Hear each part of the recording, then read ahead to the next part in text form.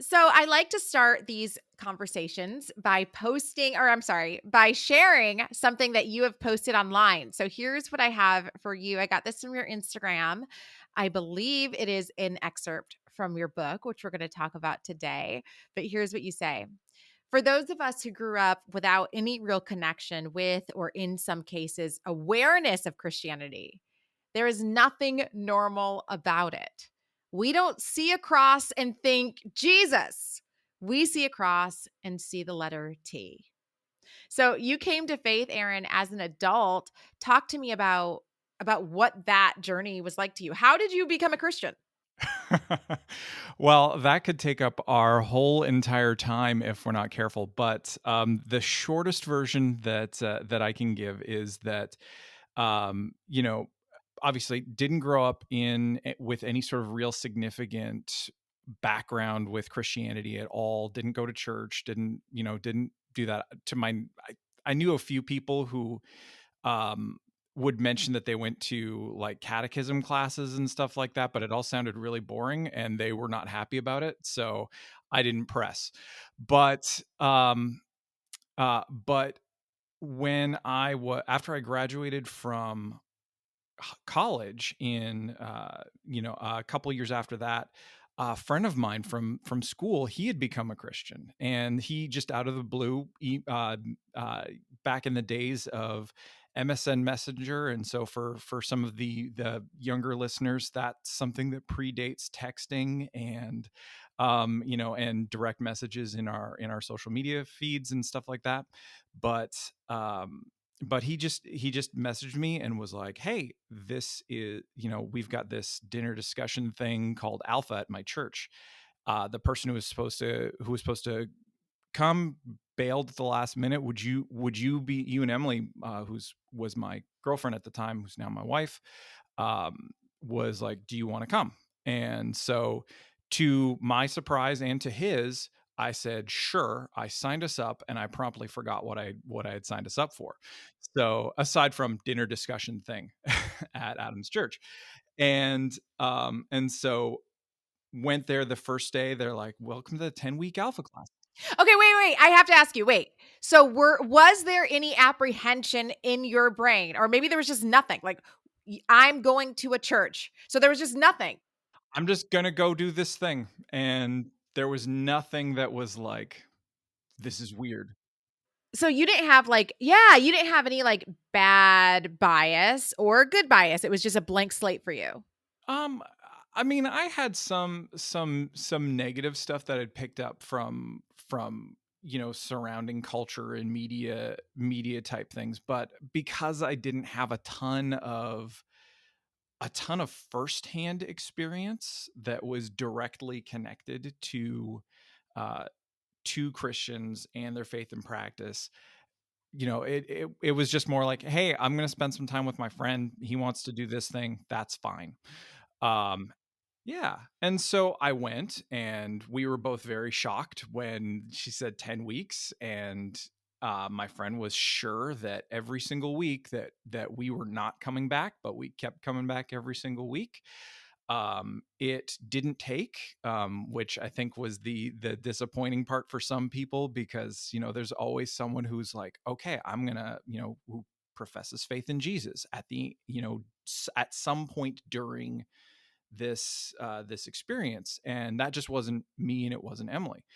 But what it did was it continued a relationship and progressed a relationship. And so we just kept hanging out with our friend, and inevitably conversations about Jesus and Christianity would come up.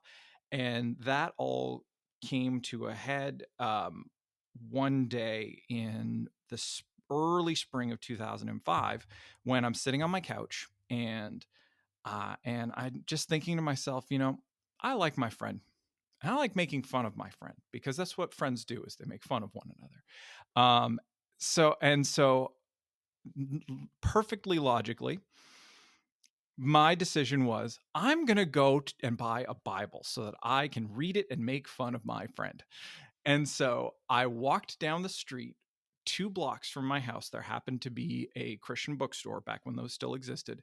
And I went in, and I said to the lady who was working there, "Hi, I'd like to buy a Bible." And she said, "Well, what kind of Bible would you like?" And I'm like, "I don't know, a Bible," because I didn't know anything about translations or any of that kind of stuff. So she hands me one. She was, I'm sure, very confused by just me. And I went home. I went on my merry way, and I started reading the Bible. She recommended that I start at John because I didn't know where to start, and so because I'm a bit contrarian, I think I started in Luke or Mark. Um, Okay, Luke, I personally believe the best gospel. So, hey, good on you. The Holy Spirit led you. Luke, though, is like the depth in Luke, the comparisons that it's. I just personally think Luke puts together an incredible gospel. Okay, so I just want you to know I'm a fan of your choice. Go on. Thank you. I appreciate that. I mean, I'm a big fan of it too, obvious for many reasons, but yeah, they so I started reading this, and I didn't find what I was expecting in there, because I was expecting it to have this very archaic, very difficult to read and understand picture of, like, basically a whole bunch of rules, and someone just saying, "Hey, go do these things," um and that's not exactly what I found. I mean, obviously, I found commandments, and I found Jesus rebuking lots and lots and lots of people, particularly really stuffy religious types, um and these supernatural encounters and all of these things, and all of his disciples being kind of boneheads.